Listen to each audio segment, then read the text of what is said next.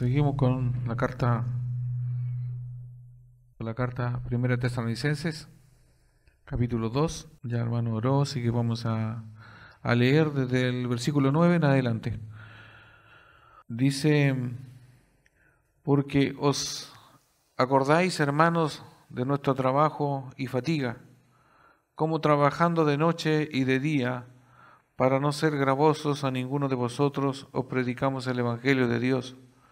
Vosotros sois testigos, y Dios también, de cuán santa, justa y irreprensiblemente nos comportamos con vosotros los creyentes, así como también sabéis de qué modo, como el Padre a sus hijos, exhortábamos y consolábamos a cada uno de vosotros. No sé si vamos a ver todos los versículos, pero en esta continuidad de Pablo escribiendo a los tesalonicenses, y en parte él habla no siendo autorreferente, sino en el sentido de que es necesario hablar de él y de los suyos, contrarrestando la falsedad de los judaizantes, contrarrestando la influencia negativa que había entrado en la iglesia. Como decimos otras veces, el enemigo trabaja desde el interior de la iglesia, se introduce. Y en este caso seguía esto mismo después que habían creído estos creyentes, estaban persuadiendo y haciendo la vida difícil para ellos. Obviamente en los versículos anteriores vimos cómo se usa el concepto con palabras infladas, ¿cierto?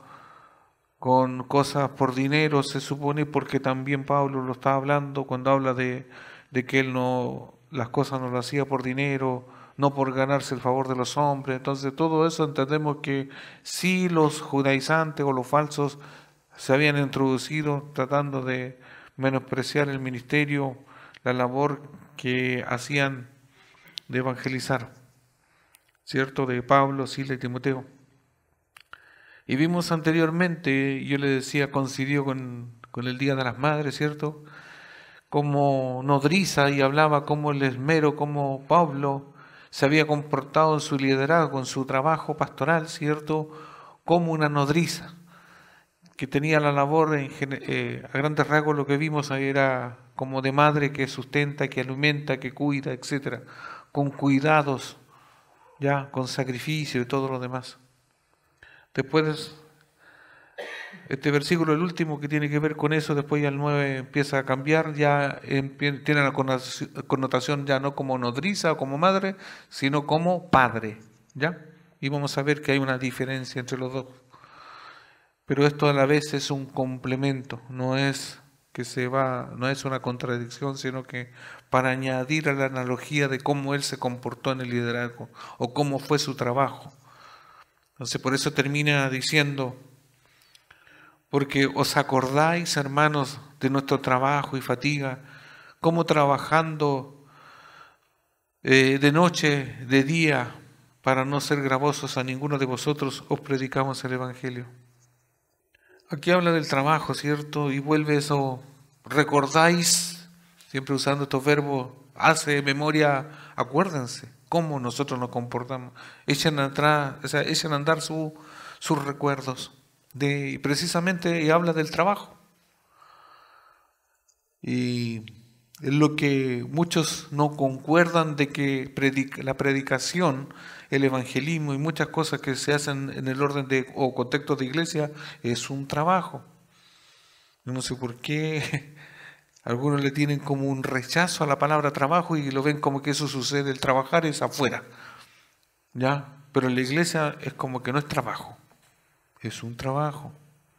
¿Ya? No lo demonicen ni vean que porque si la Biblia aparece, ya el trabajo, porque requiere un esfuerzo y otras cosas más.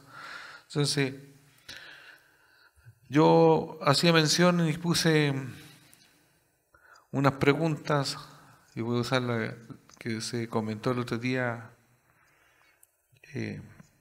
sobre las preguntas retóricas, esas preguntas que se hace uno a sí mismo, ¿ya? ¿Cuántos trabajamos para el Señor? ¿Cuánto estamos trabajando para el Señor? ¿Estamos, podríamos decir, trabajando para el Señor? Yo de aquí hacia allá digo cuántos, después digo cuántos estamos trabajando. ¿En qué trabajamos para el Señor? Pregúntese, ¿en qué usted está trabajando? ¿Qué trabajo hace para el Señor? Otra pregunta que es válida decir, ¿cómo trabajamos para el Señor? Aquí está el cómo, porque puede ser que en primera instancia no estamos trabajando. Bueno, si no está trabajando, trabaje. Porque para eso el Señor nos llamó, para trabajar, no para estar desempleados en el Señor, en el reino. Después dice, y estamos trabajando, y ahí puede ser que estemos trabajando de nuestra perspectiva, pero a lo mejor lo estamos haciendo mal, no como dice la Biblia. ¿Ya? Podemos ser un mal empleado, un mal siervo, un mal esclavo. Entonces, ¿cómo estamos trabajando para el Señor? Es otra perspectiva y es algo que tenemos que tener en cuenta. Y esto de trabajar no me refiero solamente en participar en actividades de la iglesia o estar de domingo a domingo en la iglesia. Eso no es un trabajo. ¿Se entiende? Pablo siguió recordando cómo fue su liderazgo espiritual, cómo realizó su trabajo cuando estuvo con ellos, y eso no para jactarse, sino para exponer a los falsos creyentes y a los falsos maestros judaizantes. Entonces el recordatorio es de que él fue un trabajador en cuanto a la proclamación del Evangelio. O sea, ese fue su trabajo, por lo cual Dios lo envió a los gentiles, ¿cierto?, a predicar el Evangelio, a hacer conocer a ese Cristo que murió por aquellos pecadores. Ese fue su trabajo, exponerlo. Pero eso conlleva otras cosas más, que ustedes saben que todos los que le hemos hablado del Señor no es tan fácil. Se ve en un momento, pero después de decirlo, viene el discipular, o cuando las personas creen, uno tiene que seguir acompañándolo. No es simplemente decir cree en Jesús y yo me voy, sino que exige un acompañamiento y cosas como esas. Eso a título personal. Imagínense en una comunidad como fue acá, cuando muchos creen, entonces exige más todavía trabajo. Y lo otro, para nosotros puede ser fácil si nosotros trabajamos o vamos y predicamos el Evangelio a otra ciudad cerca, después te vuelve a su casa. Hay que entender el contexto de Pablo y los demás no estaban en su ciudad natal, ellos estaban en otro lugar. O sea, habían viajado, y no poco, estaban en una ciudad hostil, pagana, y ahí empezamos a agregarle todas las dificultades al trabajo, se le agrega más trabajo, más dificultades al trabajo en sí, ¿cierto?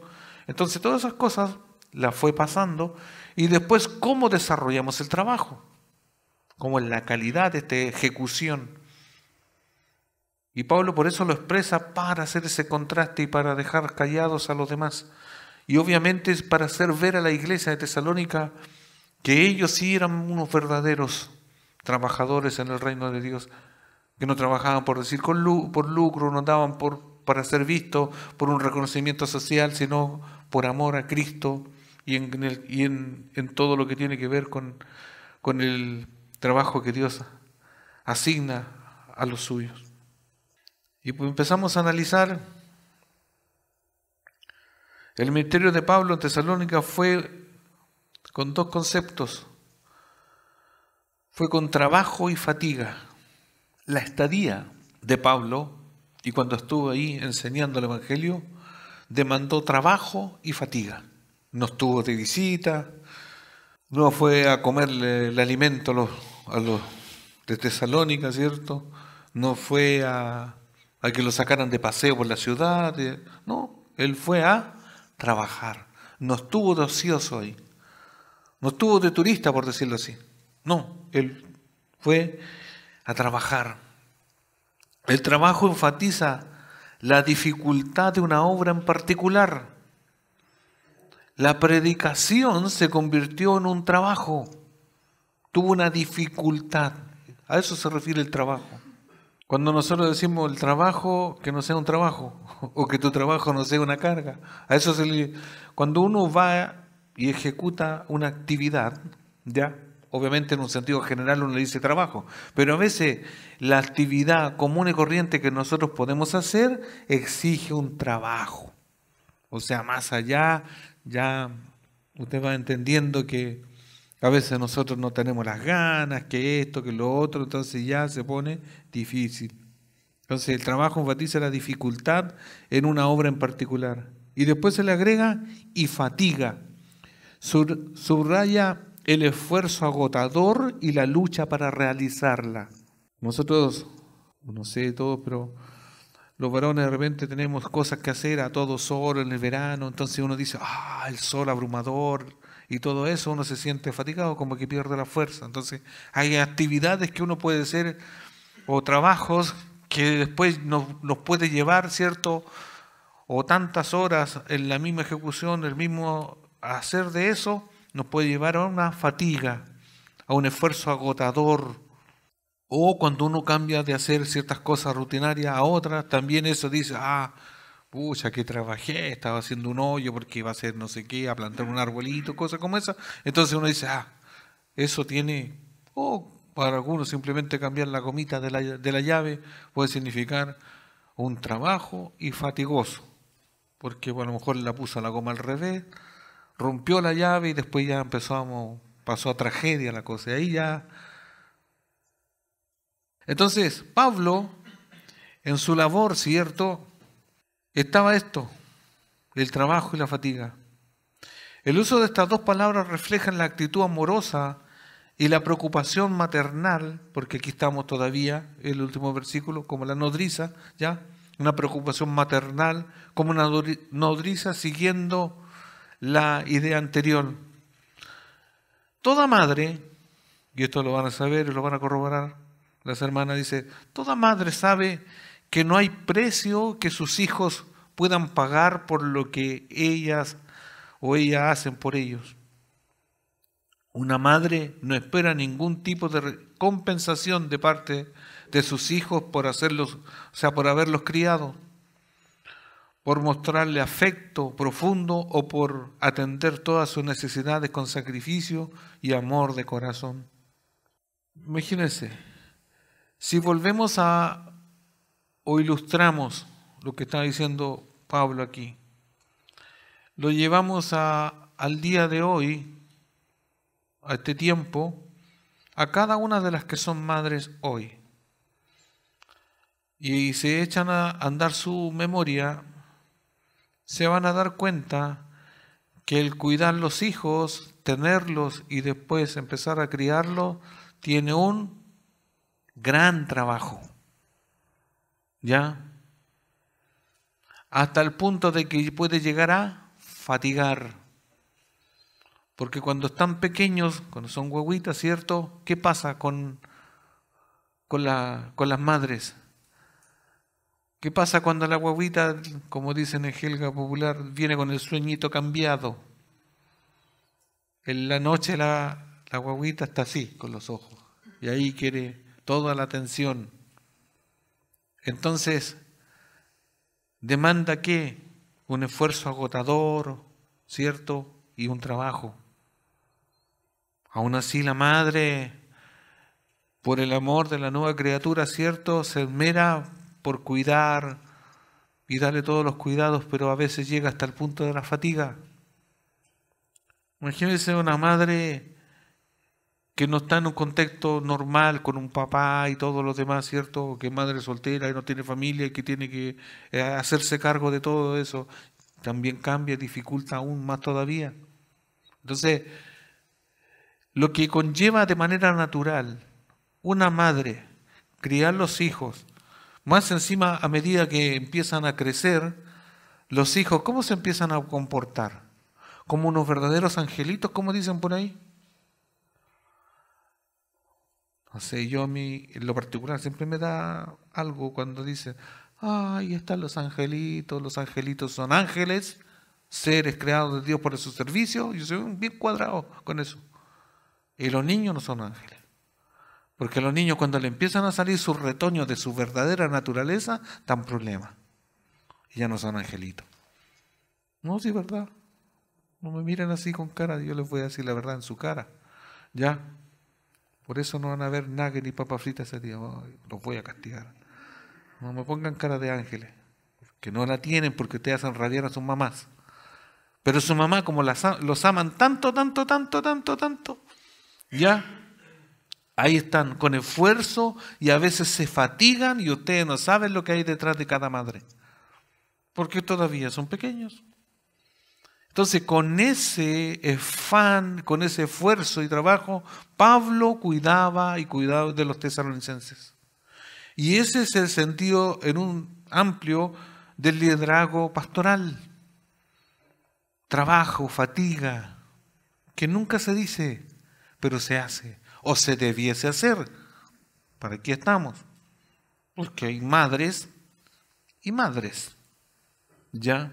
Porque también podríamos decir que malas madres hay, sí, malas madres hay, que se preocupan de sí mismas y no de los niños, no de sus hijos.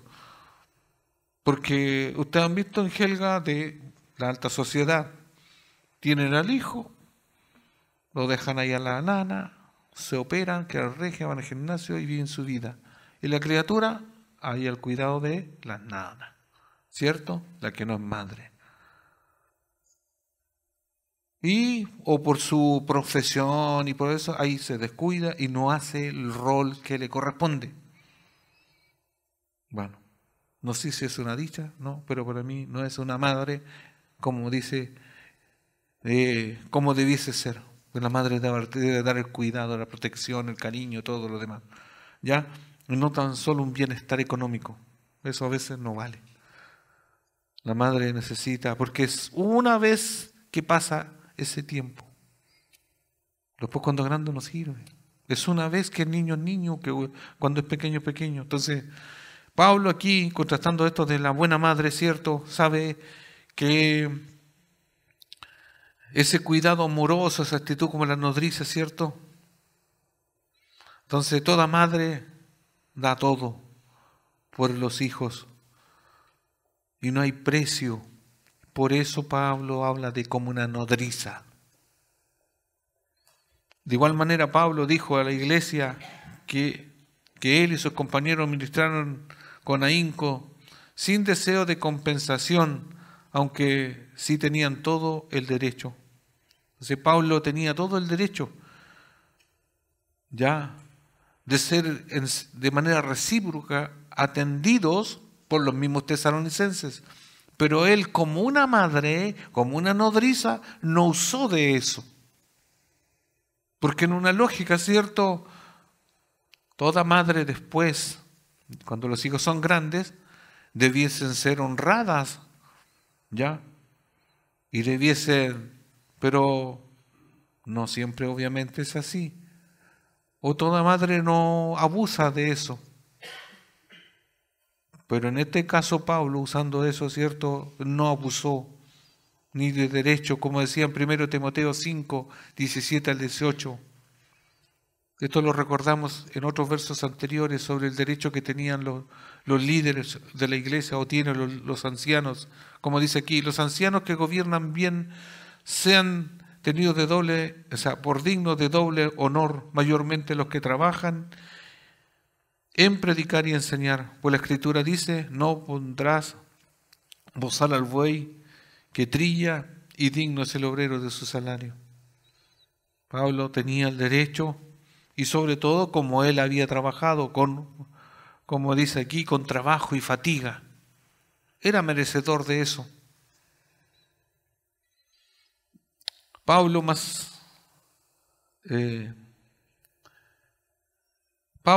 da más explicación al tipo de sacrificio más adelante en la segunda carta a los tesalonicenses. Segunda carta a los tesalonicenses, capítulo 3, del 7 al 9. Como Pablo después, la segunda carta que se escribió meses después, vuelve a exponer esto, cómo había sido su servicio, cómo era su ministerio, cómo idealmente Es un ministerio pastoral que conlleva fatiga, trabajo, ¿ya? Incomodidades y todo lo demás, aparte de todo lo extra que Pablo sufrió, latigazos, juicios y todo lo demás. Segunda Tesalonicenses dice, capítulo 3, versículos 7 al 9, dice, porque vosotros mismos sabéis de qué manera debéis imitarnos, pues nosotros no anduvimos desordenadamente entre vosotros. Muestra el orden que estuvo, y esa amplitud desordenadamente tiene que ver con toda la integridad de un predicador o de un pastor, en este caso Pablo, o los que le acompañaban, ordenadamente. O no anduvieron desordenadas, dice, ni comimos de balde el pan de nadie, sino que trabajamos con afán y fatiga día y noche. Mira el énfasis, sigue acá diciendo que no le comieron el pan. ¿Ya? Para no ser gravosos a ninguno de vosotros, no porque no tuviésemos derecho, sino por daros nosotros mismos un ejemplo para que nos imitéis. Pablo y sus compañeros vivieron de lo que recibieron de la iglesia de Filipos. Filipenses 4:16. Otra iglesia o otros hermanos que estaban en otro lugar sustentaban de manera parcial, de manera económica, a Pablo y los suyos. Y aquí lo dice en Filipenses 4:16. Dice, pues aún a Tesalónica me enviasteis una y otra vez para mis necesidades. Le había mandado recursos. O sea, Pablo, aparte de lo que él hacía, que él negociaba, ¿cierto?, en el negocio de las tiendas, la reparación y confección de carpa, a eso se entiende, ¿cierto? Los filipenses le enviaban recursos para el sustento. Ahí vemos la provisión de Dios. Pablo, en derecho propio, tenía que haber sido sustentado, ¿cierto?, por los mismos de Tesalónica, porque ¿a quién le estaba, por decir así, beneficiando? A los de ese lugar. Pero él no tomó nada de ellos. Y obviamente hay un trasfondo, además. Además, de ahí lo voy a leer, pero acuérdense, los tesalonicenses o los de la región de Macedonia eran pobres. Y después lo vamos a leer, y no eran pobres, eran pobres en extremos. Acuérdense cuando leímos en Gálatas, ¿cierto? Cuando se buscó una colaboración para la iglesia que estaba siendo perseguida en Jerusalén, estos de Macedonia, estos los de Tesalónica de alrededor, le rogaron mandar una ofrenda a Jerusalén. Rogaron, y ahí uno va entendiendo, los más pobres rogaron a Pablo para dar, y eso no tiene lógica, porque los más ricos, los que están bien económicamente, son los que tienen que dar, pero no es así en la Biblia. ¿Se van entendiendo? ¿Cómo se va armando eso de que Dios cuando pone algo no es por la cantidad? No, yo no doy porque no tengo. Y no va a tener porque no da. Siembra, cosecha. Es que tengo poco de lo poco, no la cantidad. Es un ejercicio, empieza así, si es así. No puedo ir en contra de lo que Dios ha dispuesto. ¿Cómo Dios provee? No es nuestro problema. Solo se encarga de hacerlo. Se da cuenta que Pablo hacía obviamente lo que estaba a su alcance, de lo que él había como oficio, ¿cierto? Pero Dios se preocupó y lo suplió sus necesidades a través de otra iglesia cuando él estaba trabajando. Hermanos, en estos detalles yo a veces me detengo porque hay principios que rigen hasta el día de hoy. ¿Cuántos de nosotros no se sabe buscar primeramente el reino de Dios y su justicia? Nosotros lo leemos, queremos que suceda en todo orden de cosas, pero parece que a veces no sucede. Pero yo hice unas preguntas retóricas al principio. Cuando nosotros decimos buscar, ¿qué es buscar? ¿Qué reino? Pero si a eso le agrego yo estoy trabajando en el reino. Hermanos, muchas veces lo he ilustrado. Cuando usted trabaja en el reino, ya, cuando usted le trabaja al Señor y le trabaja, usted está gastando de su tiempo, que no es de su tiempo, es del Señor. Porque usted es un esclavo, es un siervo. Pero cuando usted está poniendo las manos ahí, ejecutando lo que Dios ha puesto como obras, ya, pero usted y yo creemos que trabajamos por iniciativa propia, pero en el fondo trabajamos resumiendo eso, Dios lo retribuye. Dios no va a quedar con esa deuda, usted le va a pagar, de una u otra forma lo va a compensar. Si no es de la manera lógica, ideal, pero lo va a hacer. Yo puse aquí, cuando dice, buscar primeramente el reino de Dios y su justicia, y puse, con todo respeto, y parafraseando el texto, tú trabajas para mí, dice el Señor, y yo te pagaré. Trabájame. Mira, acuérdense que yo invento estas cosas de mis analogías, ¿cierto? Mis metáforas personales. Y cuando yo les conté que yo a muchos daba testimonio que yo trabajaba en una gran empresa que era mundial, que es la más grande de todas las que existen y que es la única mejor que paga, me crean o no me crean, sea de broma, sea de metáfora, pero es verdad, Dios te paga y nos paga. Y y la Biblia habla, si tú quieres te doy el dinero aquí, o si no lo guardas como en el banco del cielo. ¿O no? Mejor guárdalo para el cielo porque allá nadie te lo va a robar. Ah, de veras que sí. Pero obviamente nosotros queremos una partecita para gastarla aquí. ¿O no? Seamos francos. Pero hermanos, el Señor es el que paga, el que recompensa. Si tú pasas por estrechez económica, analiza este principio. Algo sucede. Porque Dios es el que añade la bendición económica, como la puede quitar, suprimir, pero también añadir. ¿Habrá un hijo de Dios desamparado que ande mendigando pan? Verdadero hijo, porque algunos pueden ser que no sean, o que hablen en nombre de Dios. Ojo, por eso a veces yo digo, trabaja para el reino. No como un activista que entonces voy a venir a hacer aseo del lunes al domingo. No, no se trata de eso. Cuando se necesite, cuando sea con sabiduría y todo lo demás, Dios te lo añadirá. Aquí dice la expresión día y noche. Porque dice, volviendo al verso 9, porque os acordáis, hermanos, de nuestro trabajo y fatiga, como trabajando de noche y de día. De día y de noche, con esta expresión se enfatiza por decirlo así, él ocupaba todo el día para predicar y enseñar el Evangelio. O sea, todo su tiempo, acuérdense que hace poquito hablamos de ese tiempo, ¿cuánto tiempo de calidad dedicamos al Señor?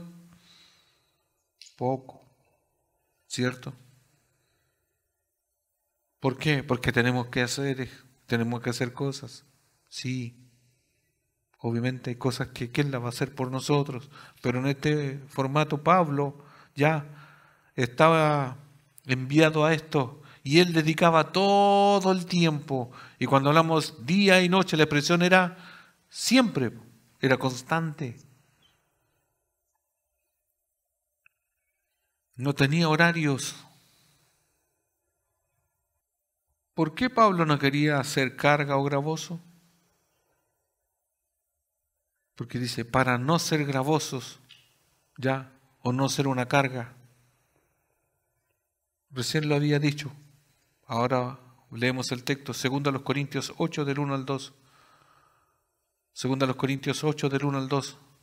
Porque Pablo no quería ser una carga o gravoso. Además, estos hermanos eran muy pobres. Dice, asimismo, hermanos, os hacemos saber la gracia de Dios que se ha dado a la iglesia de Macedonia, que en gran prueba de tribulación, la abundancia de su gozo y su profunda pobreza abundaron en riqueza de su generosidad. Esto de Macedonia, ¿cierto? Ahí estaba la iglesia tesalónica. Abundaban de gozo, de generosidad, eran generosos. Estos son los que dieron a la iglesia de Jerusalén. Aún así, Pablo obviamente no se aprovechó de ellos. O no usó de ellos. Aprovecharse sería sacar más de lo que corresponde. Y es lo que buscaban estos judaizantes.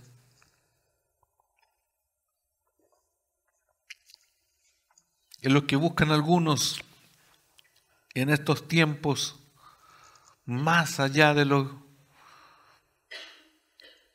que debiese ser, acaparan para sí.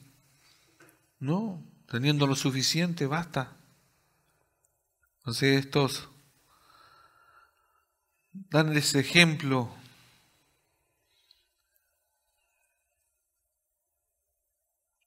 Ustedes, esto es parte de, hermanos, del trabajo de una persona, de un evangelista, de un pastor, de un obrero de Cristo. Y también podemos poner la palabra que hoy día se usa mucho, o también algunas traducciones lo usan, los líderes de la iglesia, o liderazgo. Contrastando eso, nosotros podemos ver y analizar cómo son los líderes de la iglesia hoy. Cómo la Biblia nos sirve para mirar, ¿ya? Y analizar lo contemporáneo, lo que sucede en el mundo, cómo son nuestros líderes. Y uno dice, ¿qué tiene que ver eso? Sí, tiene que ver, porque como Dios en los hombres de Dios y ejemplo de Cristo, por superioridad de todo, liderazgo, ¿cierto? Y cómo uno dice, ¿cómo debe ser un buen líder? Que nosotros vemos el liderazgo general, ya en las iglesias, no en todas las iglesias, obviamente alguien trabaja de sol a sol, se fatiga y todo, no, y está por dinero. Supe una vez en la línea de algunas iglesias de denominaciones tradicionales que se dan el lujo de decir, porque salientes de los seminarios, algunos que han dispuesto como pastores ya estudiados, y quedan ahí, ¿cierto?, a la reserva o en un tiempo, y pueden llegar a decidir, supongamos, porque esto lo viví, lo escuché y sé de personas, que en este caso, la comunidad o la congregación dice, o sea, en este caso la fundación dice, hay una iglesia, por decir allá en Yerbabuena, ya, que tiene como 8 miembros y tiene nuestra denominación. Pero hay otra, voy a citar una ciudad más grande, Concepción. Hay 100 miembros. ¿Cuál cree usted que conviene más, económicamente hablando? En un pueblito, no menospreciando Yerbabuena, ya, no hay universidades, no hay cosas tan grandes, ¿cierto? Y me voy a ir por 10, mejor me voy por 100, en una ciudad grande, universidad y todo, y algunos se van por dinero. Ya me están mirando mal los de ese lado. Bueno, hagámoslo con Linares, ¿no? Entonces, ¿ya? Pero hermanos, a lo que voy yo, sirve para analizar cómo estos ejemplos, y no digamos, que ese es Pablo, bueno, si es que Pablo, si es que el que sea, hay un ejemplo a seguir, por eso Pablo habla de ejemplo. Por eso esos principios, hermanos, cómo ser alguien, un verdadero creyente, y esto, hermanos, acuérdense, siempre uno tiene que replicarlo. no tan solo al pastorado, al liderazgo de la iglesia, aplica a todo creyente. Porque usted tampoco puede vivir, no sé, se va a sacrificar, va a ir a orar por un enfermo y poco menos le va a cobrar. Pastor, yo iría, pero usted tiene que darme todo a mí. O hermano, yo iría, pero es que ¿cuánto pagan? ¿Cómo eso? A veces se puede hacer, pero va a ser lo único que va a recibir.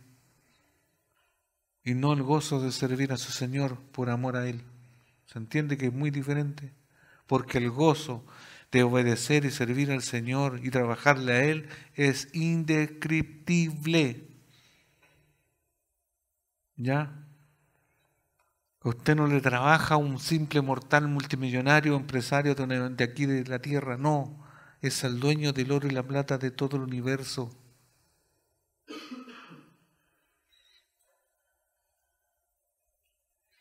Entonces, Pablo nos aprovechó. ¿Para qué? Para predicar la palabra, el Evangelio de Dios. Trabajo, fatiga, trabajando de día y de noche, no siendo cargo gravoso de ninguno, como parte de lo que hace una buena madre con sus hijos. Ahí se cierra la idea, ya, con respecto, como padre, como madre o como nodriza, Pablo se comportó en el liderazgo de la iglesia tesalónica. Y pasamos al verso 10 en adelante, hasta el 12. Vosotros sois testigos, y Dios también, de cuán santa, justa e irreprensiblemente nos comportamos con vosotros los creyentes. Aquí ya como padre, como un líder, como un hombre. Ahora Pablo, un líder espiritual como padre, como lo vimos anteriormente, la nodriza no tenía un rol de liderazgo. No sé si se lo dieron. Anteriormente, la nodriza, la madre, no figuraba como un rol de liderazgo, de alguien que dirige, sino de cuidado, de protección, de ternura, de amor, de sacrificio. En cambio, el padre acá tiene otra connotación y apunta, igual hay cuidado, igual, pero, o afecto, pero también está lo de dirigir. Hermanos, esto no es una complicación si lo miramos desde la perspectiva de Dios. No es que uno sea menos y que sea en cuanto a que sea mujer o que sea hombre, pero el hombre, por diseño de Dios, está diseñado para liderar, no ser jefe, no ser un déspota, un mandón por flojera. Todo eso es connotación negativa de que alguien, o de un mal liderazgo, eso no, olvídenlo, porque aquí está el patrón. En la Biblia está cómo ser un líder, pero no de empresa, ni de Herbalife, ni de ninguna cosa de eso. No, de aquí, de la Biblia. No es un tirano, no es un dictador. Lo digo harto porque no es eso. Yo no quiero, cuando yo digo usted va a ser un líder, no es que usted va a ser empoderado. No, olvídese. Porque el liderazgo en la iglesia, el anciano, el obispo, el pastor, el diácono, es el que más sirve, no que es servido. Como antiguamente, aquí yo llevo los pantalones, aquí yo llevo las riendas, eso no es liderazgo. Y aquí vamos a tener una mirada de cómo es un verdadero líder. Entonces, como lo vimos anteriormente, la nodriza no tenía ese rol de liderazgo, pero no por eso era malo o inferior. Si queremos ver cómo es un líder espiritual, y aquí yo le agregué esto, es de mí, un líder espiritual, hombre, subrayo, coma, hombre, macho, masculino, aquí está. Si vamos a decir que un líder que realmente le llene los pantalones bien puestos, lea la Biblia y estos versículos le va a ayudar. Así que, hermanas, tomen palco, acomódese, no para que les reproche, pero bueno, ahora van a descansar y van a decir, no se lo digan, porque van a caer en un pecado. Mire, toda la advertencia que le estoy dando yo. O cuando usted quiera observar, cuando todavía usted es jovencita y quiere tener un hombre varonil, hombre, estos son principios que le van a servir. Si usted todavía es mujer, señorita ya de edad o como sea, y si quiere un día casar, tiene que ver esto, liderazgo espiritual de un hombre. Esto es un hombre admirable. No es aquel que anda en un auto último modelo, que tiene unas cosas de oro acá, que ese no es hombre como tal. ¿Ya? El verdadero hombre se puede medir con la Biblia y mirar con los ojos de la Biblia y de una mirada interior. Lo exterior, como lo he dicho muchas veces, la cáscara puede ser simplemente un espejismo. Primero los Corintios 16, 13. Primero los Corintios 16, 13. Y aquí una mirada al Nuevo Testamento y otros pasajes que también están en el Antiguo Testamento, porque obviamente el liderazgo está en toda la Biblia.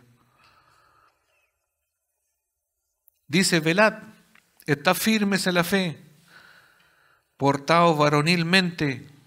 Esta expresión, portaos varonilmente, habla como un hombre valiente y esforzaos. ¿Cómo tiene que ser un líder, hombre? Y aquí obviamente voy a hablar solamente del liderazgo varonil y del hombre, en la casa, en el trabajo, donde tiene que estar. Dice, velad, estad firmes en la fe. Después dice, portaos varonilmente, hombre valiente, esforzado. De ahí deriva la palabra temple. ¿Ya? Un hombre con temple es un hombre que tiene fortaleza, energía, valentía serena para afrontar las dificultades y los riesgos. ¿Se va entendiendo? Ese es un hombre que se comporta como hombre de acuerdo al diseño de Dios. Un líder hombre valiente y esforzado que tiene un temple. ¿Ya? Y ese temple tiene que ver como sinónimo fortaleza, energía y valentía serena para afrontar las dificultades y riesgos. Ejemplo en la casa, en cosas cotidianas, se quemó el enchufe, y ahí está. No lo quiero cambiar, que me va a dar la corriente. Mira el hombre agallinado, como digo yo. Mira, voy a usar términos folclóricos para que me entiendan, pero no. Le hará empeño, verá un tutorial, pero al menos juéguesela. Mire, va a quemar los fusiles, va a salir caro la cosa, pero haga un esfuerzo. No, hácelo tú. No, que me da miedo. No, esas expresiones para mí, un hombre varonil le hace empeño por último y muere electrocutado, pero murió en el intento. Y si es creyente lo velamos y decimos el hermano hizo empeño, murió ahí, en su ley como varón que tiene que llevar las riendas de la casa en ese sentido, ¿o no? ¿Habría un reproche si murió ahí? Está en el otro lado.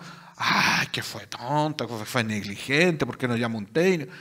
Pero al menos se comportó varonilmente, ¿o no? Le hizo empeño, pero ahí tuvo fortaleza. Hermanos, solamente un ejemplo. No van a llegar a la casa a meter los dedos al enchufe ahora porque no, es que a veces uno con la palabra puede persuadir, pero no es el punto. ¿Ya? Va más allá de esto, hermanos. Porque aquí vamos a ver. Ríanse por ahora, porque viene duro. Entonces, el hombre espiritual tiene que ser así. Por eso las señoritas, no miren la cáscara, miren lo de adentro, cómo se comportan. ¿Ya? Pues el hombre varonil tiene esa fortaleza, esa energía, esa valentía. Entonces Dios ha dejado la responsabilidad de liderar a la iglesia. O sea, Dios ha dejado a los hombres para liderar la iglesia. Efesios 4 del 11 al 12, versión NTV. Efesios 4 del 11 al 12. Ahora bien, Cristo dio los siguientes dones a la iglesia: los apóstoles, los profetas, los evangelistas y los pastores y maestros. Ellos tienen la responsabilidad de preparar al pueblo de Dios para que lleve a cabo la obra de Dios y edifique la iglesia, es decir, el cuerpo de Cristo. En su contexto inmediato, ¿cierto? Acuérdense que los apóstoles fueron para su tiempo. Allá, tiqueado, hoy no hay apóstoles. Los profetas, también se entiende eso, los evangelistas, los pastores, pero todo está que dejó apóstolas, no sé cómo se dice en femenino, profetas, mujeres, las evangelistas, mujeres, las pastoras, las maestras. Obviamente en un sentido pueden haber maestras de niños, sí, que alguien puede, pero hermanos, el liderazgo es varonil, pastores, ya, esto tiene que ver con hombres. Nunca y para nada es porque la mujer es inferior, es porque Dios lo dispuso así. No se metan en la comprensión porque no, porque sí, pero igual si hay algo, de repente resulta, mire, si algo cree usted que resulta, pero está dañando el corazón de Dios porque eso no es la idea de Él. Ellos tienen la responsabilidad, ve, aquí dice, ellos tienen la responsabilidad de preparar al pueblo de Dios para que lleve a cabo la obra de Dios. O sea, Dios lo dispuso así. Otro pasaje muy usado, 1 Timoteo 3, muy usado, pero sacado, yo creo que archisacado de contexto. O resistible para algunos. 1 Timoteo 3, 1 al 13. La versión NTV habla al tiro del líder, dice, los líderes de la iglesia. La siguiente declaración es digna de confianza. Si alguno aspira a convertirse en un líder de la iglesia o obispo, anciano, ¿cierto? O pastor, desea una posición honorable. Por esta razón, un líder de la iglesia debe ser un hombre. ¿Qué hace ahí usted? ¿Cómo transforma esa parte? Si dice, debe ser, en esta versión dice, debe ser un hombre. ¿Y cómo es el hombre? Ya lo vimos anteriormente. Ya, un hombre. No cabe. Pero es que si se murió el pastor, va a quedar la pastora, la esposa. No existe eso. Es que si no hay de todos los hombres, no hay. Si no hay otra razón, no puede. Ya. Por esta razón debe ser, dice, un hombre que lleve una vida intachable o irreprensible debe ser fiel a su esposa. Debe tener control propio, vivir sabiamente y tener una buena reputación. Con agrado debe recibir visitas y huéspedes en su casa y también debe tener la capacidad de enseñar. No debe emborracharse ni ser violento, debe ser amable, no debe buscar pleitos ni amar el dinero. Debe dirigir bien a su propia familia y que sus hijos lo respeten y lo obedezcan. Pues si un hombre no puede dirigir a los de su propia casa, ¿cómo podría guiar o cuidar, ¿cierto?, de la iglesia de Dios? Esa es una característica de un líder, de un hombre. Obviamente esto es el líder de la iglesia, pero también un hombre creyente o cristiano tiene que comportarse igual, ¿o no? Si esto es para los pastores. Sí, en parte sí. O sea, el hombre, porque si usted lo contrasta, si cualquiera de los hermanos que oyen aquí, que no son pastor, se quiere salir de esto, mire en el problema que se va a meter, ¿sí o no?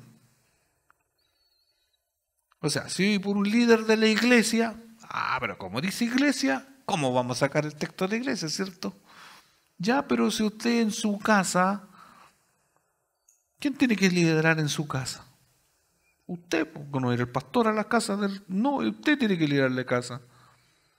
Y en su casa, ¿cómo debe ser? ¿Que tiene una vida intachable o no intachable? Ah, usted puede entonces, tiene la libertad, porque aquí no lo dice el texto, pero si lo llevamos como un hombre creyente, cristiano, verdadero, ¿cierto? O un buen hombre que se porta varonil, ¿cierto? Como lo dije anteriormente, no puede tener control propio. Porque ahí dice, debe tener control propio, como es para los pastores, entonces un líder de la casa, un esposo que lidera ya, que tiene la responsabilidad, no debe tener control propio, debe vivir neciamente, no tener buena reputación, estoy hablando de todos los antónimos. No, ¿por qué así? Debe ser fiel a su esposa. No es solamente el pastor, ¿se entiende? Usted a cada hermano en su casa debe ser fiel a su esposa, debe tener control propio, debe vivir sabiamente, tener buena reputación. Usted no le puede deber a cada santo una vela, como dice el dicho. Debe ser responsable, y etcétera. Verso 3. Yo me puedo emborrachar porque como el pastor no puede, yo puedo. ¿Por qué? El pastor no puede ser violento, pero yo sí, porque acá en el verso 3 dice, ni ser violento. No, pues hermanos. El liderazgo está planteado aquí, no tan solo, y se entiende en su mérito, que esto es para establecer líderes de la iglesia. Es una normativa y todo eso, pero también un hombre, ¿por qué no se puede comportar a esta altura de un verdadero creyente? Un hombre de Dios. Tiene que comportarse así, po. Porque cuando el verso 5 dice, pues si un hombre no puede dirigir su propia casa, un hombre tiene que dirigir su casa. No tan solo a la casa del pastor, ya del anciano, del obispo, también en la casa. Hermanos, ese es un rol que nosotros los hombres tenemos que hacer. Papá, dame permiso para jugar a la pelota. Dile a tu mamá. Papá, no los voy a complicar porque dile a tu mamá y dile, ¿y por qué tú no? Ahora se entiende que a veces, porque la mamá puede tener al hijo en otra ocupación o puede estar castigado y no sabe, hay una falta de información, se puede consultar, pero que no se note o no se lo diga al hijo. ¿Ya? Pero el hombre, el líder, el que está en la casa, tiene que llevar ese rol, tiene que hacerlo así. Años atrás yo le ilustraba cosas simples. ¿Qué pasa en el hombre en las cosas cotidianas? Ahora que viene la lluvia es, de veras que tengo una gotera del año pasado y del año pasado, ya ni me acuerdo. Mi amor, ¿te acordás de cuándo está la gotera? La esposa es para que le pesque con un sartén y se lo coloque en la cabeza. ¿Quién es el que tiene que hacer eso? El hombre, el que lidera, el que lleva la casa, el que da el bienestar a los suyos, no otro. Ahí la esposa sarcásticamente dice, lo va a decir el vecino entonces, ¿qué va a venir ese si no sabe? Y ahí va el otro de mala gana y hace las cuestiones o hace las cosas. No debe ser así. El hombre tiene que llevar la iniciativa. Hermanos, cuando nosotros llegamos de nuestro oficio, de nuestro trabajo, cuando uno llega cansado, abrumado y todo lo demás del trabajo, del quehacer, depende del oficio que usted tenga, el hombre que tenga, ¿cierto? Y llega a la casa, recién empieza a trabajar como un líder esforzado, valiente, varonil. De ahí empieza a trabajar usted. Para su esposa, para sus hijos, para mantenerlos bien. Ya empezó a hacer frío, parece que voy a tener que comprar unos palos de leña porque no tengo. Parece. Ahora recién leña húmeda, cara, etc. Trasfondo de Linares. Primera de Pedro 5, del 1 al 4. Primera de Pedro 5, del 1 al 4. Nueva traducción viviente. Consejo para los líderes y los jóvenes, dice este subtítulo. Y ahora una palabra para ustedes, los ancianos de las iglesias. También soy un anciano y testigo de los sufrimientos de Cristo. Y yo también, voy a participar de su gloria cuando Él sea revelado a todo el mundo. Como anciano, igual que ustedes, les ruego, cuiden del rebaño que Dios les ha encomendado. Háganlo con gusto, no de mala gana, ni por el beneficio personal que pueden obtener de ello, sino porque están deseosos de servir a Dios.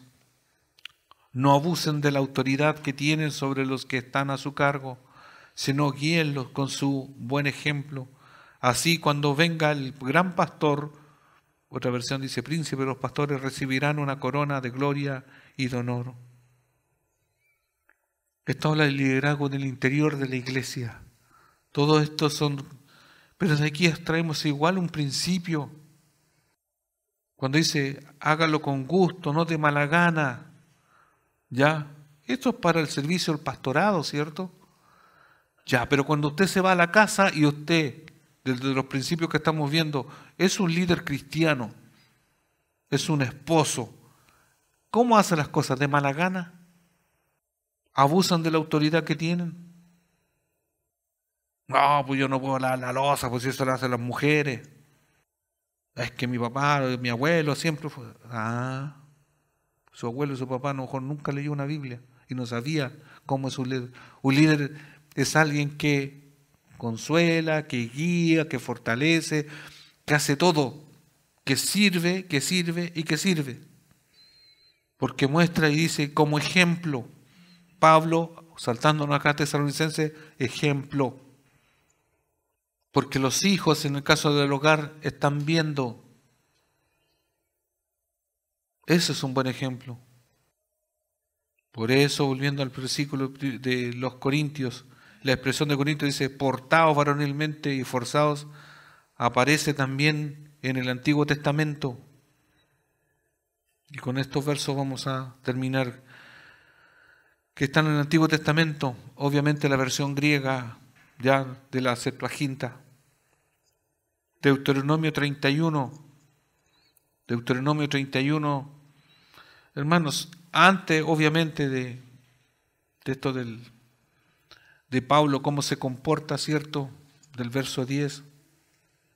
Yo solamente estoy dando una introducción al liderazgo varonil. En este caso, después, como padre, Pablo hablando a los suyos, ¿ya? Deuteronomio 31, 7 al 8 dice, luego Moisés mandó a llamar a Josué y en presencia de todo Israel le dijo, sé fuerte y valiente. Si seguimos la misma idea de los corintios, ¿cierto? Deportados varonilmente, sé un hombre valiente. Por eso dice, sé fuerte y valiente. Pues tú guiarás a este pueblo en la tierra que el Señor juró a sus antepasados que les daría. Tú serás quien la repartirá entre ellos y se la darás como sus porciones de tierra. No temas y te desalientes porque el propio Señor irá delante de ti. Él estará contigo, no te fallará ni te abandonará. Hermanos, son promesas obviamente para Josué y su tiempo, ¿cierto? Pero tú, si te esfuerzas, tú hombre que escuchas hoy, te portas como hombre varonil, siendo fuerte y valiente, guiando a tu familia hacia el Evangelio, hacia Cristo, el Señor no te abandonará, porque puede ser que Dios te haya abandonado porque tú no te comportas como un hombre varonil en la casa. Tus hijos hacen y deshacen, ven lo que quieran, hacen lo que quieran y todo, porque tú nunca le dices nada. Así son mi hijo. Dile tú, dile tú. A ti te escuchan. ¿Has escuchado esa expresión o no? El hombre diciéndole a la mujer, dile tú, a ti te toman en cuenta. ¿Y a ti por qué no te toman en cuenta? Porque tú no has querido que te tomen en cuenta. Porque tú no quieres llevar la responsabilidad. No es fácil, no. Hay que tener carácter, sí. Pero la Biblia lo va dando. ¿Hay cosas ingratas que hay que hacer como padre? Sí, porque el corregir no es para nadie fácil. Porque eso implica Y después vamos a ver unos textos. No hacer enojar a los hijos, tiene que ser con cierta sabiduría, cierto tiempo, etcétera. Pero volvamos acá, dice Deuteronomio 31, 23, al ladito del otro, dice Deuteronomio 31, 23. Luego el Señor encargó a Josué, hijo de Nun, con las siguientes palabras: sé fuerte y valiente, porque tendrás que llevar a este pueblo de Israel a la tierra que juré darles. Yo estaré contigo. Vuelve lo mismo. Vuelve a repetir, el liderazgo va acompañado de la guía de Dios. Dios al hombre le respalda cuando el hombre quiere tomar el liderazgo en la casa, en la iglesia, donde quiera usted lidere. No sea pasivo, no seamos así. Tenemos que hacer lo que nos compete. Porque muchos de los resultados negativos que están en la casa son porque el hombre, o en esta sociedad que vemos hoy, es porque los hombres que se dicen hombres o porque usan una vestimenta medianamente, porque ¿para qué vamos a entrar en otras cosas? ¿Ya? No se comportan. Ahí el hombre, en vez de estar esforzándose, está jugando con esos juegos electrónicos ahí. Igual que cabro chico. No estoy diciendo que no tenga pasatiempo, que vaya a jugar al fútbol. Mire, pero cuando usted tenga al menos todo resuelto. No, llega a la casa y chao ahí. En un sillón, o en lo que quiera. Cuando hay cosas que hacer, ¿por qué no lo hago yo? José 1, del 5 al 9 dice: nadie te podrá hacer frente en todos los días de tu vida. Como estuve con Moisés, estaré contigo. No te dejaré ni te desampararé. Esfuérzate y sé valiente, porque tú repartirás a este pueblo por heredad la tierra de la cual juré a sus padres que la daría a ellos. Solamente, y vuelve a repetir lo mismo, vuelve con la idea, solamente esfuérzate y sé muy valiente para cuidar de hacer conforme a toda la ley que mi siervo Moisés te mandó.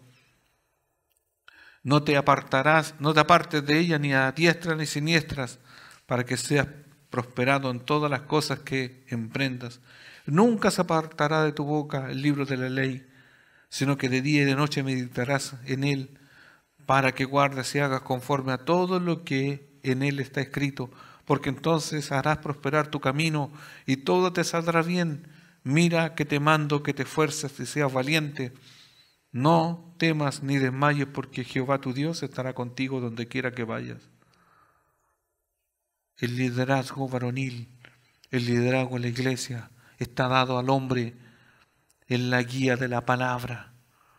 Hermanos, usted no tiene que ser un teólogo. Si a usted, a mí, no nos da mucho el intelecto, por último, usted escucha una prédica y se la manda y le dice: mira, esto me edificó y punto, no sé, ayúdese en algo, porque no todos a lo mejor pueden tener la capacidad de elaborar un mega sermón a la familia, sentar todos los hijos ahí poco menos pegados con algo y los pone en la silla y los sermonea. No, pero su vida tiene que ser un sermón, su vida o su testimonio. Tienen que ver que la vida, al menos como usted se conduce, no anda diciendo: sí, dile que no estoy, dile que no estoy. No anda usted mintiendo para que vean que el papá dice que va a hacer algo y no lo hace. No, ese no es liderazgo. Usted dice, lo hace dentro de las proporciones, no sé si está enfermo o no, pero me refiero, usted sea concreto, no ande ahí como... Se compromete, no se compromete, que los hijos les prometió algo. Si lo prometió, mire, tendrá que vender sus riñones, lo que sea, pero va a tener que hacerlo, porque usted ya se lo dijo. Es sacrificio. No es fácil, pero miren, haciendo lo que Dios dice en cuanto a todo lo que tenga que ver con la enseñanza y lo demás, donde usted vaya, así como Josué, que tenía obviamente, ¿cierto?, algo que hacer específico, y es un hecho histórico, pero hay un principio de Dios respalda al hombre. Porque no podemos decir: no, que no tengo esto, que no, está esperando el mundo ideal. Pero Dios también está esperando que tú, hombre, uses tu fe. El último versículo. Segundo de Samuel 10, 12, 13. Segundo libro de Samuel 10, del 12 al 13. Dice, ánimo, luchemos con valor, valientemente, por nuestro pueblo y por las ciudades de nuestro Dios, y que el Señor haga lo que bien le parezca. Enseguida Joab y sus tropas avanzaron contra los amorreos y estos huyeron de él. Este último texto habla del hombre que se comporta valientemente, no importa los enemigos, no importa las dificultades, Dios respalda. Cuando el hombre toma decisiones en el buen sentido, ya Dios lo va a respaldar. Si usted dice que le falta todavía, que le cuesta entender los principios de la Biblia y todo eso, pero mientras usted haga una acción, Dios hace lo otro, aunque usted haga poquito. Usted, no sé, como hombre, llega a la casa cansado, agotado y tiene hijos pequeños, le lee la Biblia. Por último, no sé, uno que tenga que ver con monito, hace algo. Inventa ahí, y no sé, si quiere contar la historia del pez, no sé en qué se va a meter para ser como Jonás, pero invente, enséñele.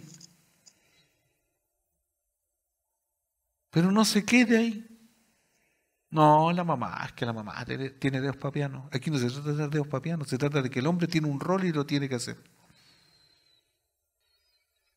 Lo más probable es que Pablo, conociendo el Antiguo Testamento, se hubiese guiado con respecto al liderazgo y por lo mismo aplica estas palabras de esfuérzate y compórtate varonilmente, ya, como un hombre con fortaleza enérgica y valentía serena, como afrontador de dificultades y riesgos.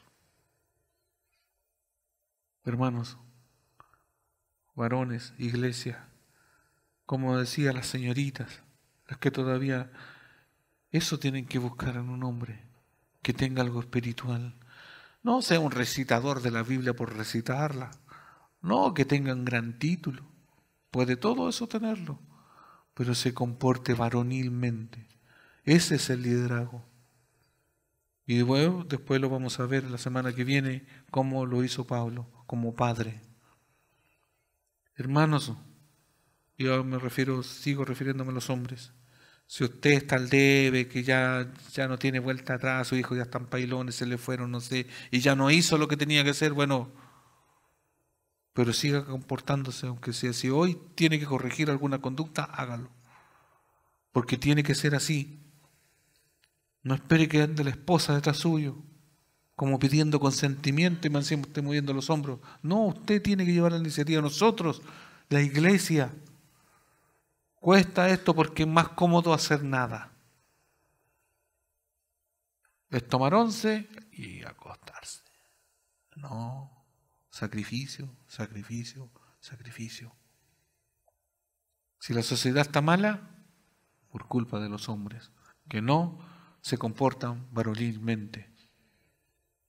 ¿Por qué las corrientes hoy se levantan contra los hombres? Porque no lo hay, no hay un prototipo. Ya.